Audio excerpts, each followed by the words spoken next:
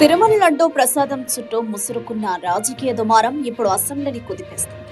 ఈ అంశంపై అధికార ప్రతిపక్షాల మధ్య మాటల యుద్ధం తారస్థాయికి చేరింది. తాజాగా అసెంబ్లీ సమావేశంలో వైసీపీ ఎమ్మెల్యేలు అనుసరించిన వ్యూహం, చేసిన నినాదాలు రాజకీయ వర్గాల్లో హాట్ టాపిక్ గా మారాయి.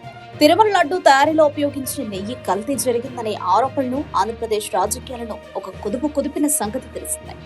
ఇది వ్యవహారంలో గత వైకాపా ప్రభుత్వంపై వస్తున్న విమర్శలను తిప్పికొట్టేందుకు వైసీపీ నేతలు అసెంబ్లీ వేదికగా వినూత్న నిరసనకు దిగారు. అసెంబ్లీలో వైసీపీ ఎమ్మెల్యేలు గోవిందా గోవిందా అంటూ నినాదాలు చేస్తూ సభను హోరెత్తించారు.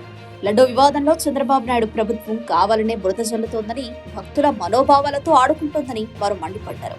ముఖ్యంగా టీడీపీ కూటమిని లక్ష్యంగా చేసుకుని సోషల్ మీడియాలో వస్తున్న ట్రోల్స్ ను ప్రస్తావిస్తూ సభలో గందరగోళం సృష్టించారు. వైసీపీ నేతల ప్రధాన విమర్శ అంతా నెయ్యి, కొవ్వు అంశం చుట్టూనే తిరుగుతోంది.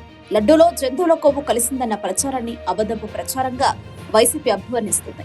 చంద్రబాబు నాయుడు గారు కేవలం రాజకీయ లబ్ధి కోసమే శ్రీవారి ప్రసాదంపై అపవిత్రమైన ఆరోపణలు చేశారని, ఆ పాపం ఆయనను, ఆయన టీంను వదలదని వైసీపీ నేతలు ధ్వజమెత్తారు.